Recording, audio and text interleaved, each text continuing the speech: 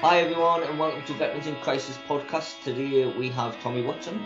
Tommy is the Director of Operations North for Walking with the Wounded. You alright, Tommy? I'm good, yeah. Thanks very much for the invite, mate. Much appreciated. Thanks for coming on, mate. I just wanted you to tell the viewers a little bit about what Walking with the Wounded do, but also to sort of talk about the new mental health service, high intensity service. Yeah, so lots of changes at the minute. Obviously, Walking with the Wounded, 10 years anniversary last year. And they cover a number of work strands, employability, mental health, with care coordination within the family group. They have a joint programme called Project Nova that's delivered in partnership with RFEA, the Forces Employment Charity. And they've got a number of contracts across the UK working in partnership with the NHS. They're based from the south of the country all the way up to Edinburgh, all the way across to Northern Ireland. And Maro, as Ger says, sounds very lofty, Director of Operations. Alan actually arrived in the Northeast in mid-2018 with a notebook and pencil in the remit of build a Northeast service. Lots of people probably seen the BBC DIY SOS, the Veterans Big back in 2015. And it was back then that Walking with the Wounded started, like having everything based around about a Veterans Hub. So they got into bed with a number of organisations, Manchester City Council, Hague Housing, a number of big corporate companies in the BBC DIY SOS team. And they renovated 2 streets and they dropped a big Veterans Hub into the centre of it. And probably for the past 45 years have been prodding, pushing, evaluating and changing the delivery model that now kind of covers the Northwest region. And there is Project Nova there, employability support, care coordinators, family welfare. They deliver IPS employability in partnership with the NHS Tills team and MEVS across the Northwest. And the idea is that we would bring that kind of same model up to the Northeast. So as I say, as I arrived with a notebook and pencil, 2015, 2018. And my first 6 months was running up the project, getting ready to bring in a delivery team. And at the moment, I've now got 9 members of staff. So we've got family welfare, care coordination. We have got a programme that's just about to complete, which is called the Northern Care Coordination Partnership Programme that was delivered in partnership with the Armed Forces Covenant Fund, all built around about serious stress, by Chester University. And Ger mentioned, obviously, the new NHS High Intensity Support Programme. Everybody that understands veterans' mental health will understand that, you know, there's different pathways and there's different levels of veterans' mental health. So from your GP referral up to the local transition intervention liaison services for mild to moderate mental health, all the way to the CTS team dealing with the complex stuff. And recently, in the past sort of 2 years, there was an NHS document came out. It was all about a big 10-year strategy to try and structure veterans' mental health by bringing in a team approach. And there was an element, it was found across the UK that there were a certain element of veterans that were in such high need that they wanted to try and bring in a programme that addressed that on a multidisciplinary level. So there was a big contract went out probably at the mid-2018 period, looking for organisations to come in and work in partnership with the 7 big NHS regions. We picked up Northeast, Northwest, Southeast, London, and we're working in partnership with various NHS trusts. So plenty in the Northeast, and then you imagine what it's like in other regions. We've got a national project manager that looks after what we class as veteran support liaison officers.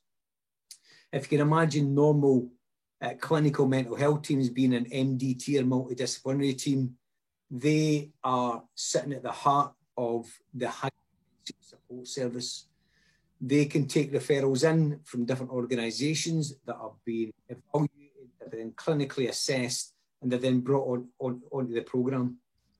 They're then put through a clinical pathway, and it was recognised that, you know, NHS in isolation couldn't really deliver that themselves, because ultimately an individual that's got multiple barriers in life and is presenting with mental health problems, things that's going on in the community in the background for that guy's life, he needs somebody to help him stabilise that, to understand it, to support him with it.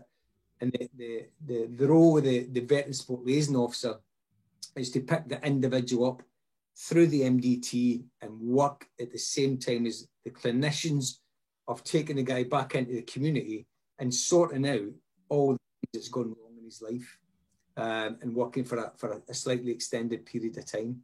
And it might be anything: drink, drugs, domestic violence, the housing issues that guys have got, all the way through to employability problems. So the idea is that in 2 years' time, TILS, CTS and HIS will be a lot more coordinated. And over the next sort of 48 months, the last sort of 6 months, we've been mobilising. So we've been recruiting Veteran Support Liaison Officers across the UK. They are embedded with the NHS, although they are Walk with the Wounded staff. The data management is all done through Care Director. They are on the same data management systems as the NHS, and they work to the NHS MDTs, although there's still that armed forces charitable support going on behind the scenes to allow that individual to get the right support in the community that he's going to need to stabilise. So that's kind of what HIS looks like at the minute. And in the north, we are delivering the programme with 8 Veteran Support Liaison Officers. So from the borders of Scotland down to Cheshire and down to Doncaster, working with all the northern NHS trusts. So that's kind of where we sit at the moment. It's a massive undertaking, that, isn't it?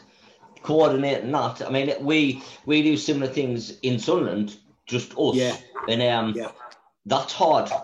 That it's difficult for me to try and coordinate just in Sunderland. So I can imagine what it'd be like all over the country.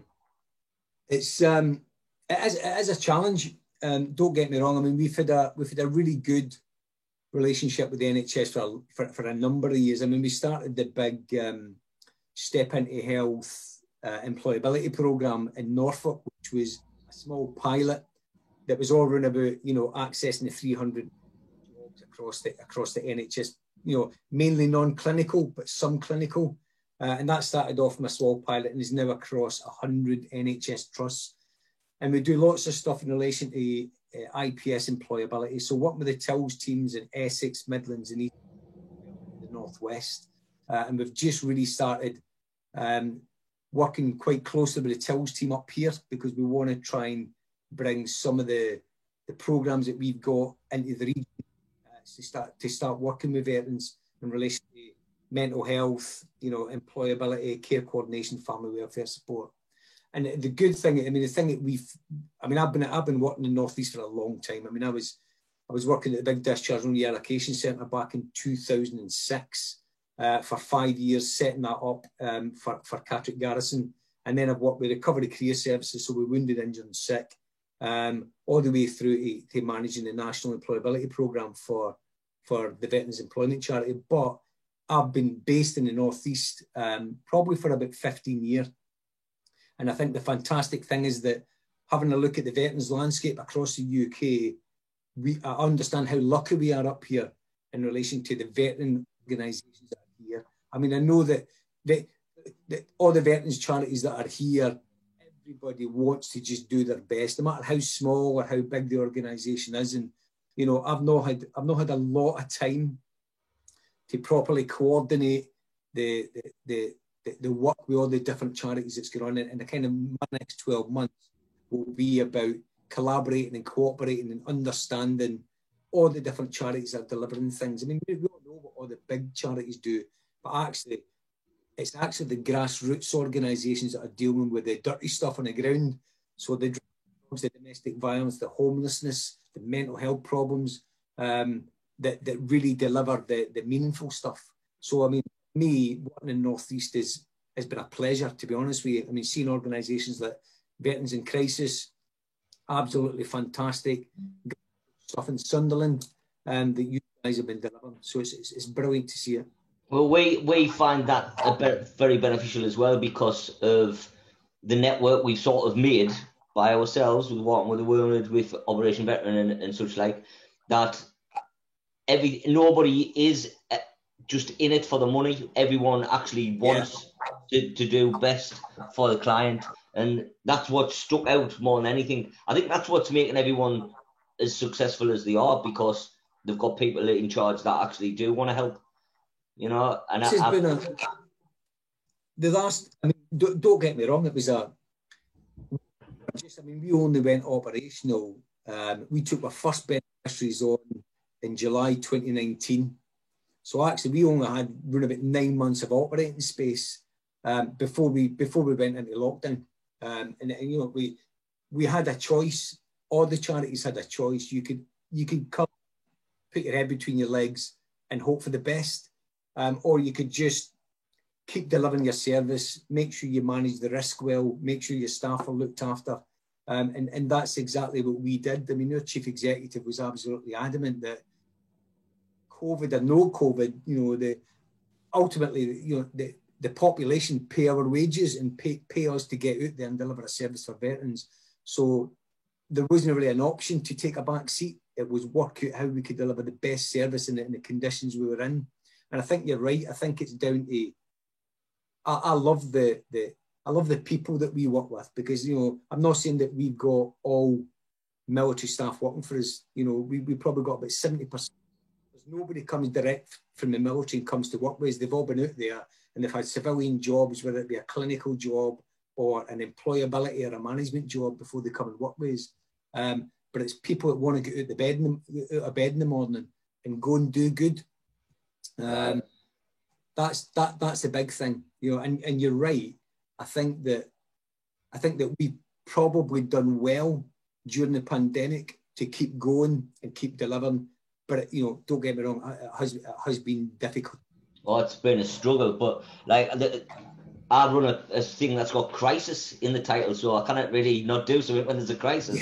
You know what I mean? Yeah. So I mean, we sort of branched out because the local public have helped us since I started, right from the beginning.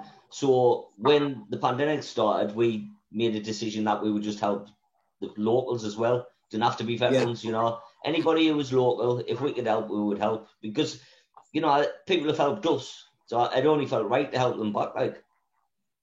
And I think that that's a... I think that... I know that there's a capacity issue, what you can physically deliver with the staff that you've got and the time that you've got in your hands, but actually working alongside the local communities. I mean, since we've arrived in the North East, the local communities have been overly helpful because they want to get involved and they want to add value and they want to help you. And you're right, we do try and dip into the community and support as much as we can, all the way through to the point where we've had, you know, wives, daughters, partners all getting employability support. Just because we're a charity doesn't mean that we sit in separation. And we really do believe that working with third sector organisations in the community is a massive value add. And that's everything from getting a veteran out of his little bubble to go and volunteer with an organisation to experience what a civilian job feels like or a civilian organisation feels like.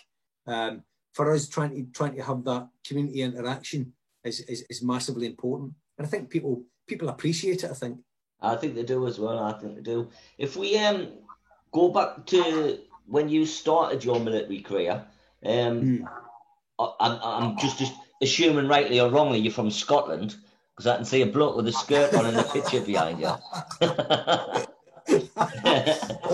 But we were allowed to legally wear skirts. That was the best thing. Every Friday we got to get dressed up. Since I've left, I've not had an excuse. So from your childhood, did you want to join the army? Was that always a thing, or did you just fall into it?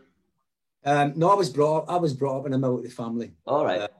Yeah, so my brothers and all that all served as well. Uncles, grandfather, same regiment. So I was always kind of, you know, geared up towards probably going to join the army at some point. I was an army cadet with the same regiment. So I wasn't really going to join the British Army. I was going to join the family trade. What regiment was it? The Argylls. So it's now 5 Scots, the Royal Regiment of Scotland, but Argyll and Sutherland Highlanders. But, you know, typical infantier, west coast of Scotland, you know, from a relatively meagre background. And you know, I joined the army in April 1985, and I didn't leave until the start of 2012. So I had a full career.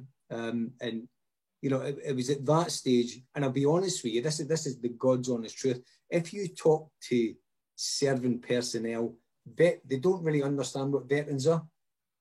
Because actually, when you're in service, you're not really paying attention to life after service, and you're not really looking at the veteran community and understanding that eventually you're going to be one of them. So it was in my last 5 years that I started to understand the challenges that service personnel leaving service were facing. I mean, I ran the discharge and reallocation company for 5 years, and it was in that period that I started going from, you know, I was up in Scotland training company, running Scottsdale Training Company, and then I did my last 5 years in long service setting up the discharge and reallocation company. And one side I was focused, bums on seat, operationally driven to actually understanding all the challenges that people had, you know, from early service leaver recruits that were failing dishonourable discharges. Lots of guys were having challenges going back into civilian life. And it was at that stage I actually started understanding what the veteran community looked like, what veteran charities did. And it was from there that I ended up initially working with early service leavers, then wounded, injured and sick. Then I went a bit commercial to get back commercial experience. So that's why I've remained in this environment, is the fact that I can get out of bed every morning and I can do good. That's a good feeling. It's a really good feeling. Brilliant feeling, mate. Brilliant feeling. It's a fantastic. There's no job like it. Not to me anyway. It's just, you know, it's very rare that you can go home after a day's work and feel absolutely brilliant about what you've done. You know, it's life changing for people when you get someone a house, or, you know, someone's been sleeping outside, and, you know, that little bit of kindness. You know, it's all for us. It's all in a day's work, but to other people, it can change the whole course of their life. It could, and I think that's it. I mean, don't get me wrong. There's times when it's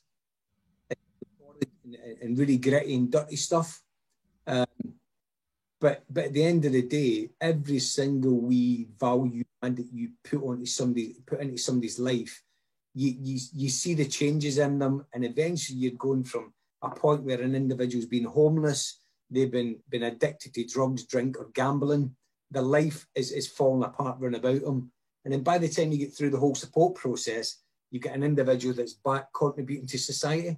The government don't really see the massive financial value add that ours bring by taking people from really, really difficult lives and, you know, don't want to call it a drain on society, but actually they go from eating into society to actually giving back to society, because forces personnel have got so much to give back. If you think of cost-benefit analysis, so if someone's homeless, they're in and out of hospital all the time, just for somewhere to sleep, the police are locking them up, the amount of money that costs, just for a tiny bit of that money, you can get somebody to arm place and you can work with them from there. No, getting someone a house is the easy part. It's working with them when they're in the house. That's the part that people, you know, people don't understand who don't work in this kind of thing, think that just getting someone into the house is the hard bit. It's not. That's really easy. Get someone in the house, but then it's to keep them motivated to change the whole lifestyle, really. Well, there's that. I mean, to give you, for instance, we had, and I won't go into detail about any specifics of names or any data like that, but I got a phone call from an advisor in London, you know, alerting me the fact that there was a Sunderland-based Royal Marine. He was in the clinical unit in Sunderland, rehabilitation, drinking drugs. His whole life had fell apart. He lost his wife, he lost his kids. He was homeless.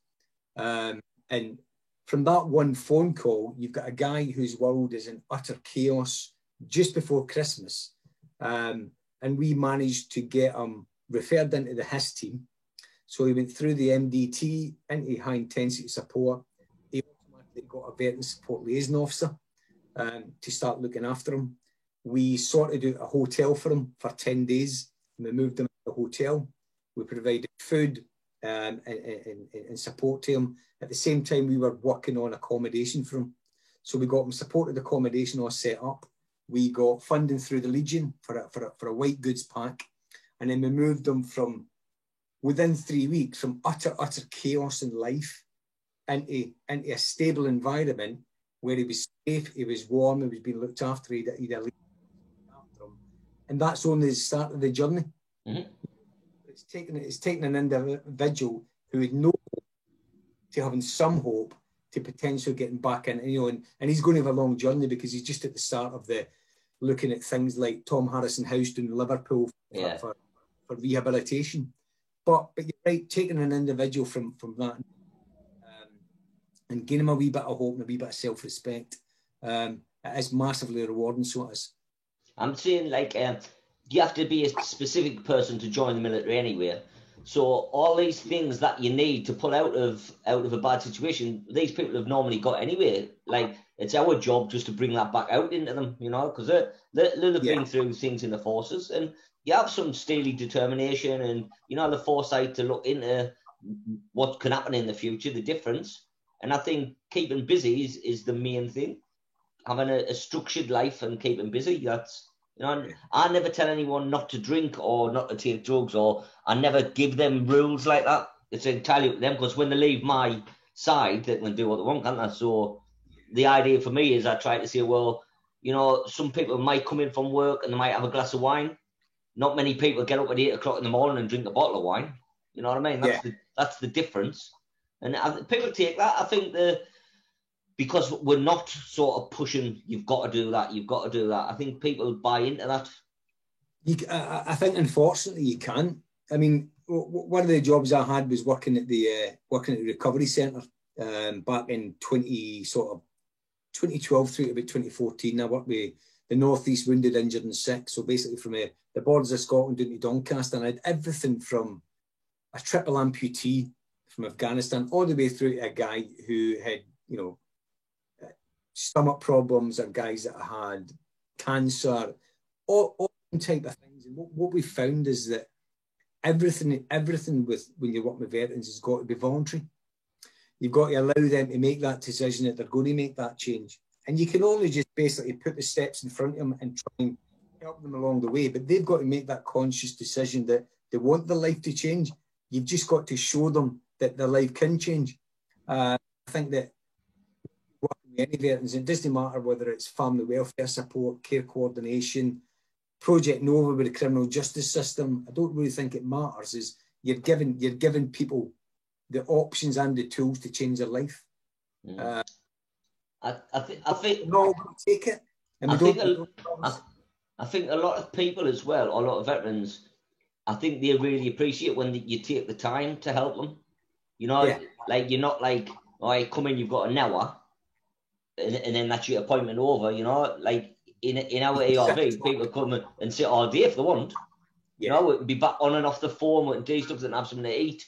It's not, I don't think when you've got a service where you say, you didn't turn up for 3 appointments so that you signed off, that doesn't work, because if you've got loads of problems, the chances are you're going to miss your appointments. Yeah, definitely. I think that having that, I love the thing. I mean, we've just built a hub in just north of the Tyne Tunnel, up North Shields. We launched it on Remembrance Day, and there's sort of 10 2-bedroom flats upstairs that MySpace Housing are running. That's full of veterans at the minute. And then downstairs we've got the ability to have somewhere where a veteran can actually walk through the door and sit down and have a brew and talk to somebody, because actually social isolation, which has been a massive issue, mental health problems getting worse, people in lockdown in their houses, just gain a veteran half an hour just to offload sometimes involves lots of these problems. And you know what it's like. I love the fact that Jim Owens and Operation Veterans, it's only 500 metres away from our hub, and having the ability for guys to go over there and sit in a breakfast club and have a brew, talk about life, because civilians don't quite understand that we have a mentality that we'll talk in a certain way and talk about certain things, and there's a camaraderie and there's a kind of a banter culture that you kind of do in some places, but you can get away with it there. And being able to do things like that with the guys, I think it's good. It's good for them to go back into that, but not all the time. Yeah. If you know what I mean. So trying to coax the guys out to the fact that there's a life out there. You can access this, but there's a life out there for you to engage with. I think getting out and about is brilliant for everyone. Being cooped up, like I said before, getting the house is easy, but leaving someone in the house by themselves, man, it's a recipe for disaster, isn't it? No, I mean, social isolation has been a massive thing over the past sort of 8-9 months. We started, because we couldn't do as many face-to-face visits. I mean, every time face-to-face, we had to do a risk assessment. Then we had to work out how we were going to deliver it. It didn't matter whether we were delivering a food parcel or we were doing some PIP documentation with a guy. Everything had to be risk assessed. And I think that working like that made us believe that we were going to miss a lot of stuff, because 9 times out of 10 you're doing a face-to-face and you go and visit him at home, you can have a look about your surroundings to work out what his life's like. And we weren't seeing that bit. So we started COVID, what we classed as COVID calls, which was the whole organisation phoning the guys twice a week, just for a quick catch-up, make sure they're okay, nothing's went wrong in life. Are they eating okay? Are they paying the bills? Is there any chaos or that going on? And it flagged up so many issues over the past 9 months. And my job, although we apply for lots of funding for things like white goods for moving flats or courses for guys doing employability training, a fund that I use that we can deal with things on an immediate basis. So things like a food shop or electricity, gas, the immediate needs of things that we find go wrong. And so when we initiated the COVID calls, I think between us and Project Nova over the 9 months, we've phoned, I think we've registered about 21,000 phone calls. Doing the COVID calls, it's raised an awful lot of issues for people that have got social isolation problems, or they've not seen any of the family for weeks, or electricity is going off because they're not getting they've not got enough money, or they've not got enough food, or they've just lost their job. It kind of flags up lots of things like that, and that's what it's felt like probably for about the past 9 months now. And there doesn't seem to be an end to it, really, does it? Just when you think it's going to stop, something else happens. It does. I mean, we thought we were kind of getting out of it. The first 3 months was difficult, but I'll be honest with you, it made us look at different ways of working. It helped us understand what sort of digital support you could slip in there to help people. We actually understood eventually what digital poverty was, and it wasn't the fact that you never had a mobile phone or a laptop. Getting into the bits of, we can get as many laptops as we want, but unless they understand how to use it, how to access it, email looks like. So we then started looking at training for people and things like that. So that's what we've been doing. So I think for us, there's been lots of good stuff coming out of it, not just all the bad stuff, but there has been some good stuff coming out of it. It has for us. I mean, we've been doing everything virtually, or more or less. We've been doing dog walking still. Well, we can go for a walk with a bit of one-to-one fitness, because we put one of the... Well, actually, she was a client at first, then a volunteer, then part-time and full-time. We ended up putting her on a PT course, so she can do one-to-ones and take circuits. And we have an artist that now does virtual art lessons. So she's got a camera on the thing, drawn, all on Zoom. We've given people laptops, anything that there's been a problem, we've managed to work around it. You know yourself, improvise, adapt and overcome, don't you? It has to be done, doesn't it? It has to be done. You can't go over it, you go under it. Yeah. I tell you what I always ask everyone before we finish, where was your best person? Or where was the person, where did you have the best time? Not your best as in your career, but where did you have your best time? And if your lass is watching, she'll not watch this one. Yeah, I know. I'm hoping she doesn't see this. I think it was probably Germany. We were we left Colchester in 1988 and went to Minden in Germany for 5 years. And I think Germany was probably the best. And it's completely selfish, totally selfish. The fact that you got fuel coupons, you got your living overseas allowance. I had a massive room, and obviously you had Hanover. There was the world was your oyster. And I think that back then, so it was probably pre-Gulf War I. Life was good. You know, you're looking at young single guy, well paid, full screw, out enjoying life, and just the German way of life was nice, and there was no conflicts going on at that time. So yeah, you got a call out on Active Edge where you used to go up and dig in the Minden Ridge. And then the red tab evaluation of people coming out looking at your trenches and things like that. But apart from that, it was just Northern Ireland tours. So I think, yeah, Germany was definitely my big tick in the box. I think that I loved. And what was the one that you didn't like the most? I think it was Warminster. I was posted at the Recce Wing in Warminster as an instructor for 2 years. And I just found Warminster one of the depressing places to live in. I don't mean that. I don't mean if anybody from Warminster listening in. They backtracking now. Yeah. You know, I think it was, you know, we weren't too long married, had a young daughter and things like that. And Warminster isn't the most exciting place in the world. I mean, you go one way and you're on a train area, and then you go the other way and you're on the strip. That's it. And then you've got to drive for absolutely miles to get to places like Salisbury. I think Warminster was a bit dire. Yeah, definitely. I loved all of it. I'll be honest with you. I mean, yeah, apart from Warminster. Apart from Warminster, the job was good, but life was a bit dire. Right, hey man, thank you very much for coming on. Hopefully I'll get to see you soon, and you can come through here as well and have a look around the ERV because you haven't been yet. It's Jarrett's definitely on the list. I mean, just with recruitment and things like that recently has kept us nailed to the floor. But I'm definitely going to get out in the rounds and come and visit everybody. Seeing you guys doing Sunderland. And also, I'd like to thanks for Aileen for helping us with the Positive Pathways stuff as well, because obviously that's been a massive thing for us to get the funding to actually be able to employ people and to do stuff, and you know, and it came at the exact right time with COVID. So thanks again for that. Yeah, it's gone well. I mean, Positive Pathways has gone well. I mean, I think we've had 35 really, really successful bids going in, and Eileen's looking after quite a few of them between kind of north of England, Scotland, Northern Ireland. So I'm glad you got that, actually. She's been absolutely spot on with us, mate. She keeps in contact. You know, I email all the time. I've Zoom things. That's been really good. All right, take care, mate. Good, yeah. Thanks for coming on. Cheers.